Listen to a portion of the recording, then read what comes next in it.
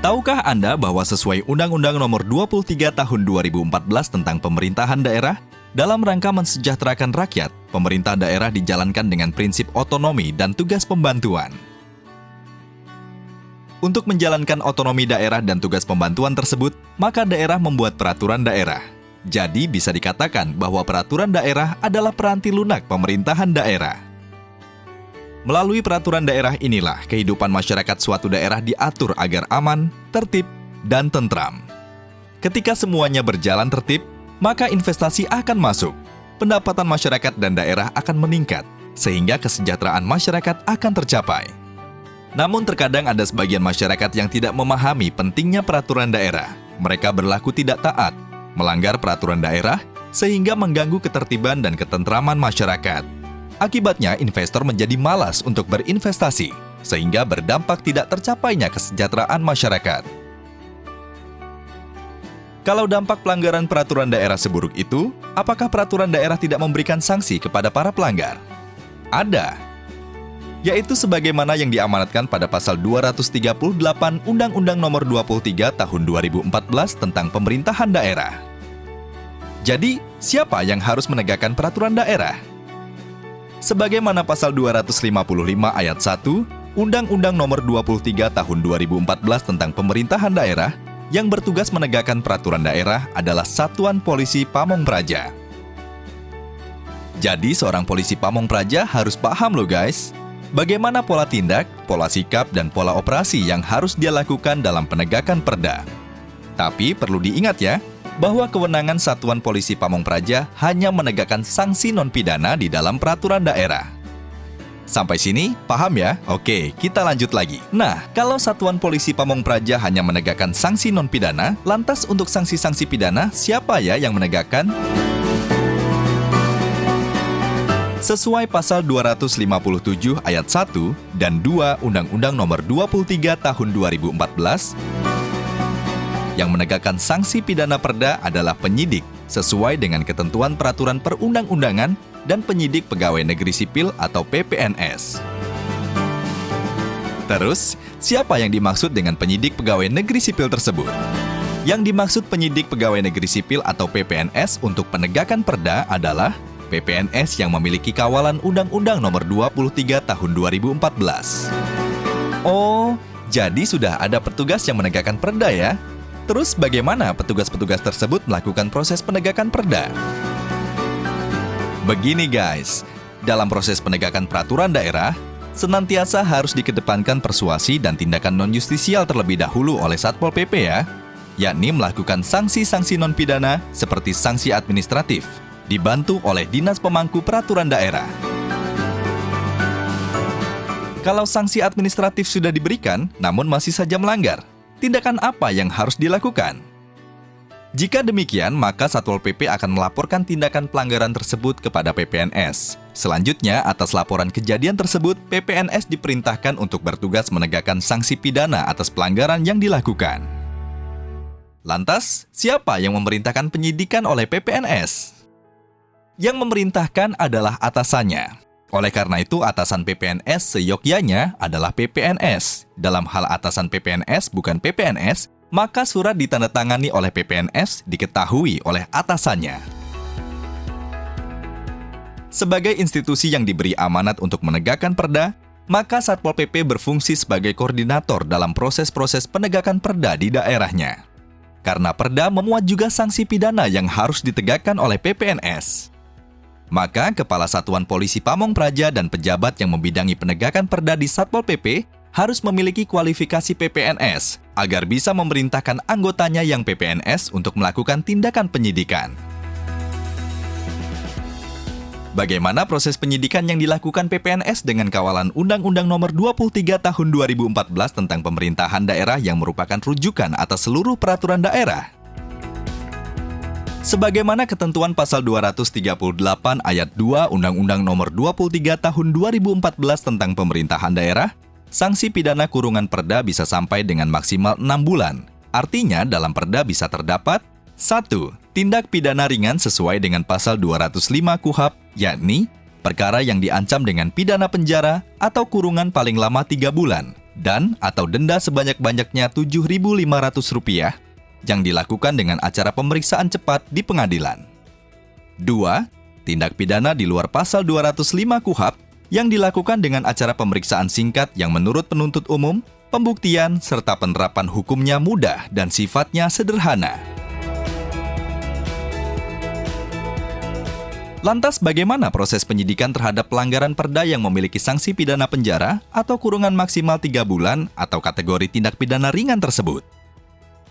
Proses penyidikan tipiring dapat dilaksanakan di kantor atau di luar kantor dengan pertimbangan penanganan yang cepat dan tuntas. Itulah kenapa ada istilah sidang di tempat, yakni pelaksanaan sidang yang dilakukan di tempat kejadian perkara, segera setelah dilakukan penyidikan oleh PPNS. Setelah PPNS menerima laporan atau aduan atau mengetahui langsung adanya tipiring, maka segera cari saksi, tersangka, dan barang bukti yang terkait kasusnya. Segera lakukan pemeriksaan singkat dan temukan unsur pasal yang dilanggar serta pengakuan tersangka. Dengan didukung keterangan saksi, maka penyidik segera menulis pada blanko tipiring. Untuk memperkuat keterangan dalam pemeriksaan, saksi atau terdakwa dan penyidik agar membubuhkan tanda tangan di blanko tipiring tersebut. Jangan lupa untuk mencatat jenis barang bukti yang telah disita. Apabila tersangka tidak bersedia menandatangani blanko acara pemeriksaan, uraikan secara singkat alasan-alasannya di lembar belakang. Jika penyidikan sudah selesai, penyidik harus memberitahu kepada terdakwa untuk hadir dalam sidang tipiring sesuai waktu yang ditetapkan. Di persidangan, PPNS yang bertindak sebagai penyidik pelanggaran tipiring tersebut atas kuasa undang-undang bertindak selaku penuntut umum terhadap terdakwa, sehingga harus mengikuti sidang sampai dengan ditetapkannya vonis oleh hakim. Terus, bagaimana dengan proses penyidikan pelanggaran perda yang non-tipiring?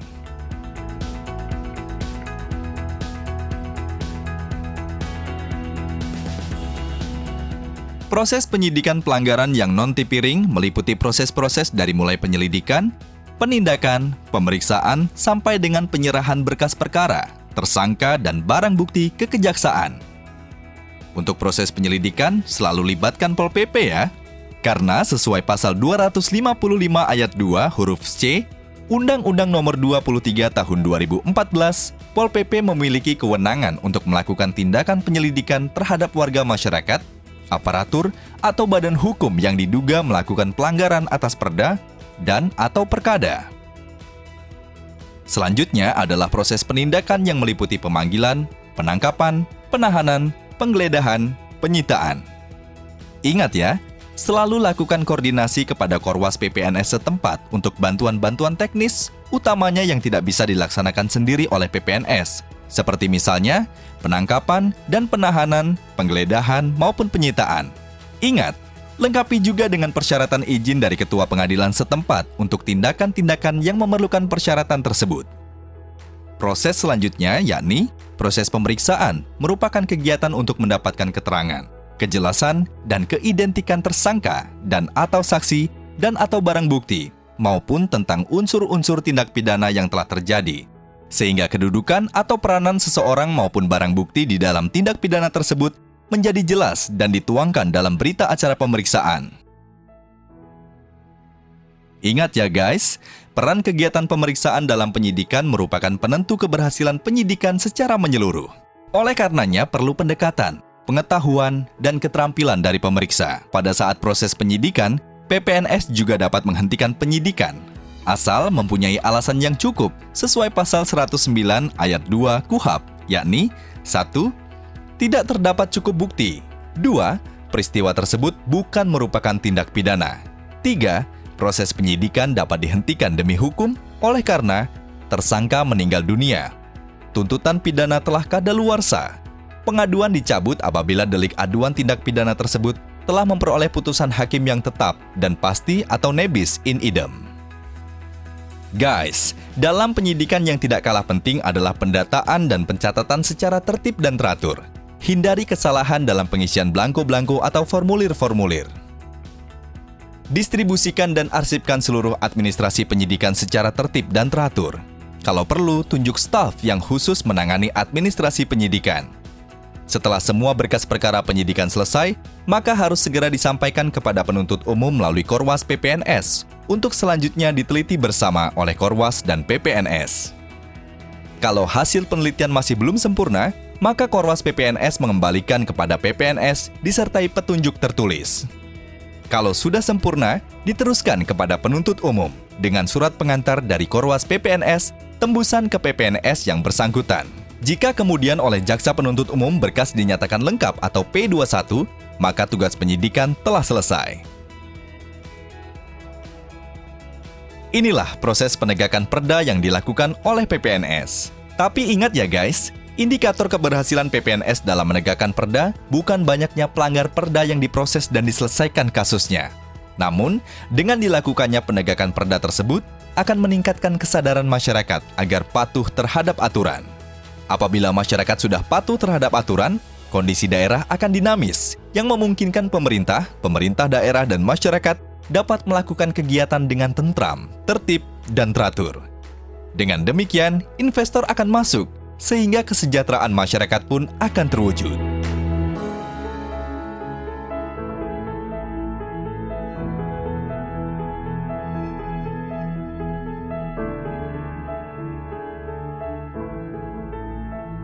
Pesan ini disampaikan oleh Kementerian Dalam Negeri Republik Indonesia